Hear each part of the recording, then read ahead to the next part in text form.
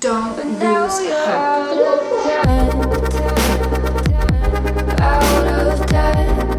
What's up guys, welcome back to my channel. If you're new here, welcome, and you're probably new here because this is my second video. My name's Parmida and I'm an incoming D1 at Texas A&M College of Dentistry. If you haven't seen my first video, it's an introduction to basically what this channel is going to be about, a little brief introduction about me, and I will link it up here, somewhere in the corner. I will be linking it.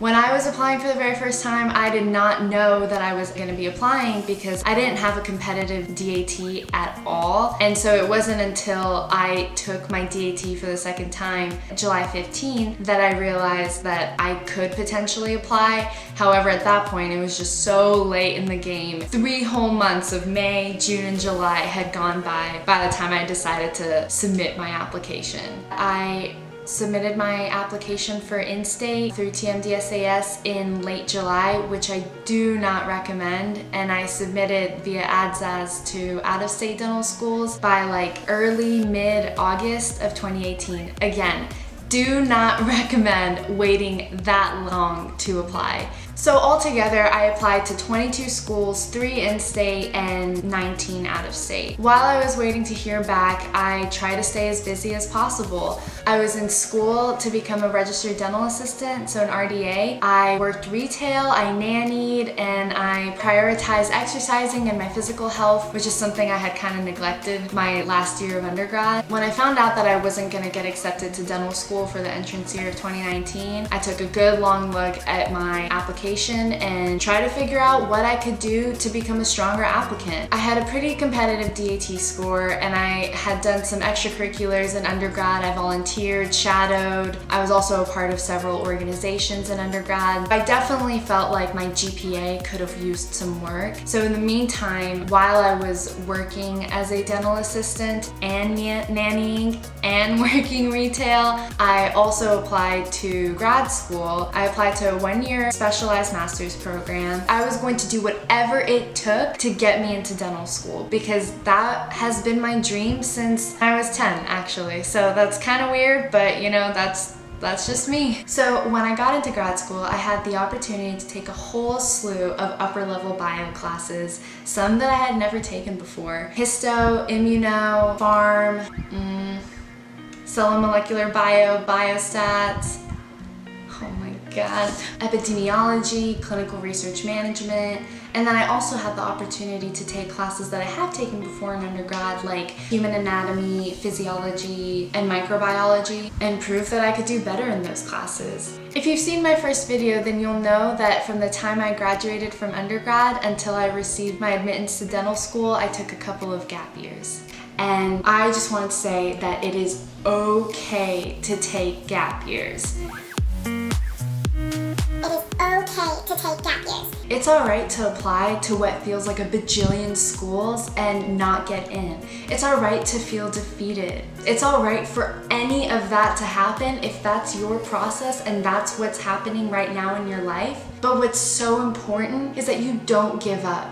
If you were rejected and you're reapplying, I applaud you. I think that takes so much grit and strength. And to the people who got in the very first time they applied, y'all, I'm so proud of you as well. That is incredible. If that had happened to me, I would have been over the moon. And I'm over the moon that that happened for you.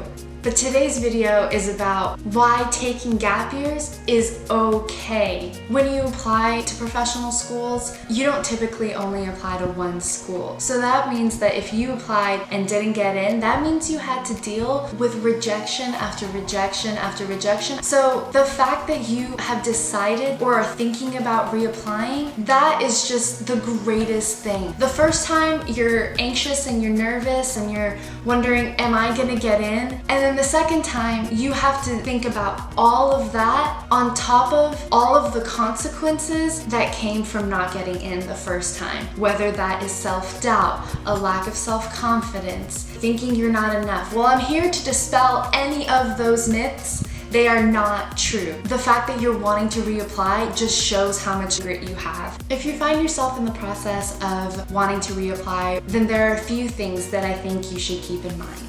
First,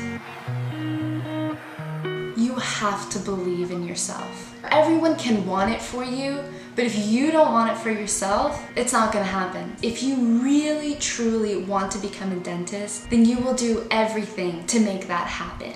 You're gonna be upset. You're gonna be questioning if you're even in the right field, if you're pursuing the right things, if your goals are in line with what you're capable of. And that's okay to question, but it's not okay to give up. If at the end of the day, you can't see yourself doing anything besides dentistry, then you have to put 127% into reapplying and ensuring that you're a better applicant this time than you were last time. You can believe as much as you want, but until you actually do the right things and take the right steps to getting you to your next goal, it's not going to happen.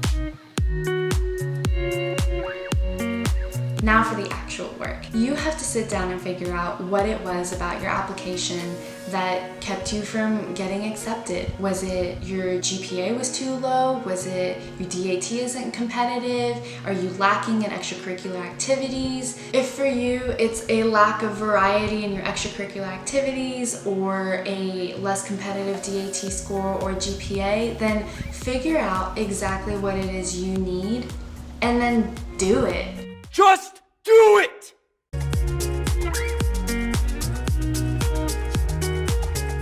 Another thing that I think is so important is having a strong support system. If you have even one person besides yourself that's believing in you, that's going to make the hard days so much better. You can believe in yourself 99% of the time, but that 1% of the time when it's a really hard day and you're questioning if it's even worth it, you gotta have somebody cheering you on. And if you don't have somebody cheering you on, I'm here to tell you that you do, because I am cheering you on.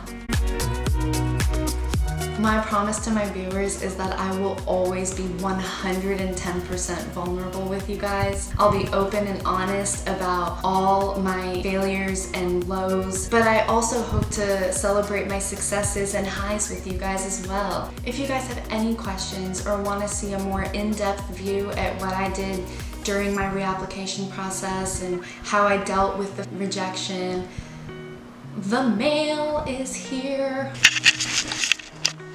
Yeah!